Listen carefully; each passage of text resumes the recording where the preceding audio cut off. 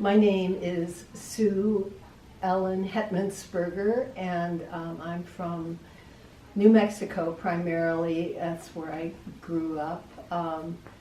I've been in Iowa for more than 40 years. I taught around 40 years here at the university, and mostly in painting and drawing, and I've done some printmaking as well.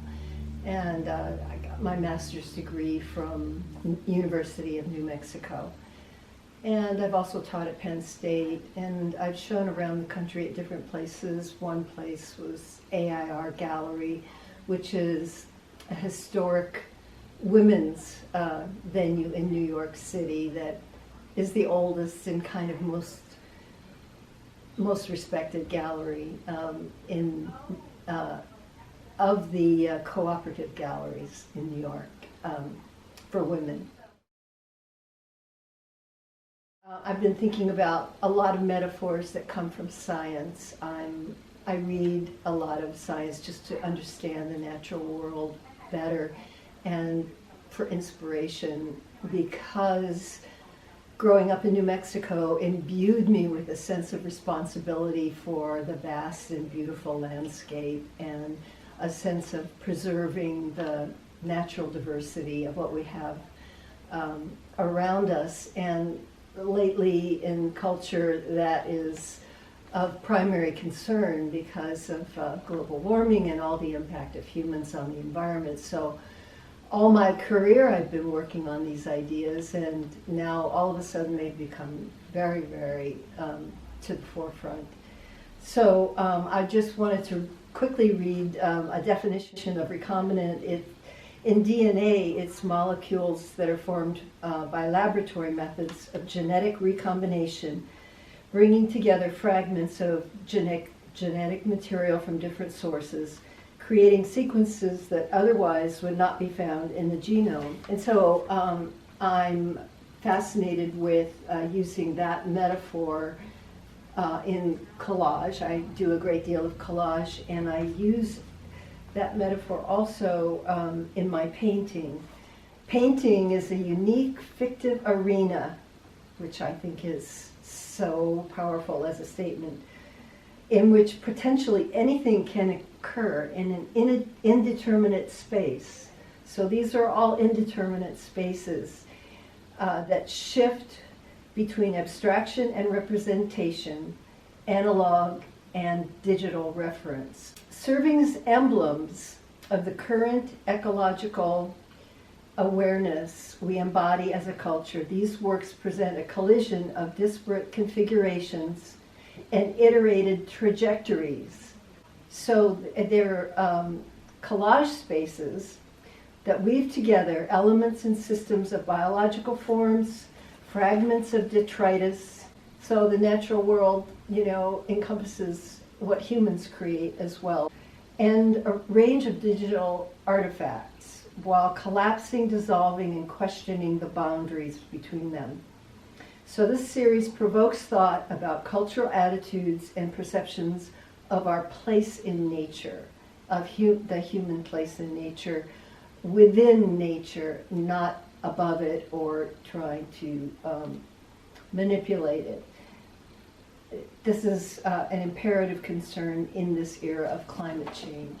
My artworks have always argued for a kind of enchantment with the diversity of form and how it arises in the natural world. Some of these concepts describe the notion of complexity theory in the natural world, that things cannot be quantified perfectly, but that there is an arena in which energy reacts and creates forms in nature.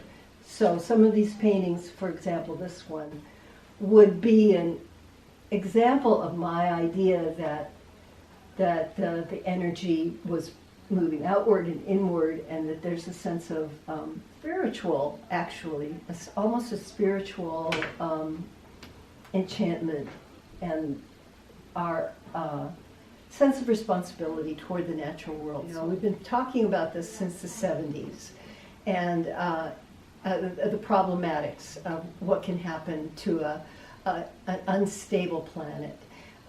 And some of these do incorporate the aftermath of human forms, like buildings that have been crushed by extreme winds, the derecho, for example, in Iowa.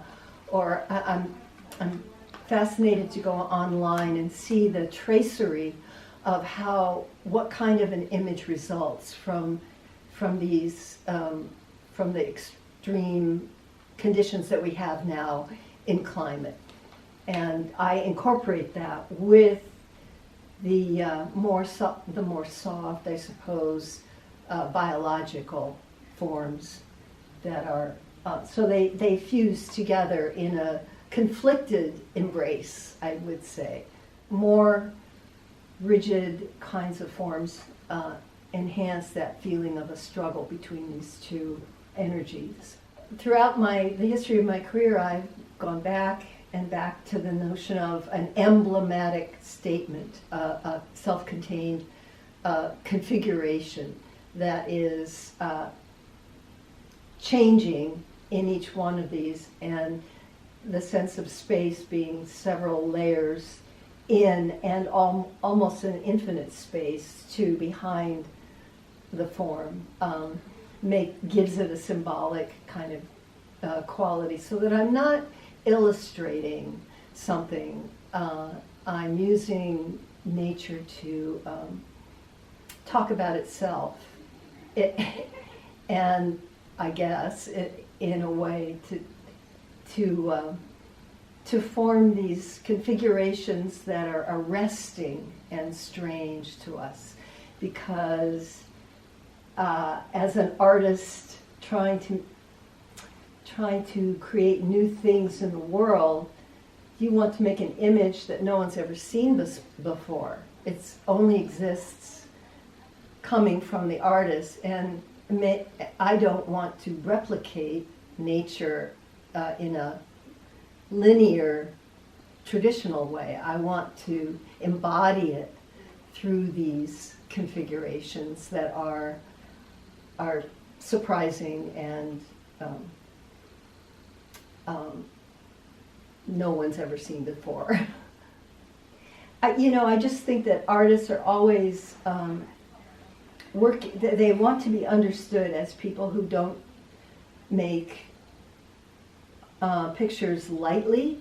They make pictures that are deeply embroiled in the dialogue of what is most important in our time, in our era, in our culture, in the world today. And so, to me, this is the ascendant problem in the world today. How do we deal with preserving nature? And I'm making an argument for its sustainability and for its intrinsic worth.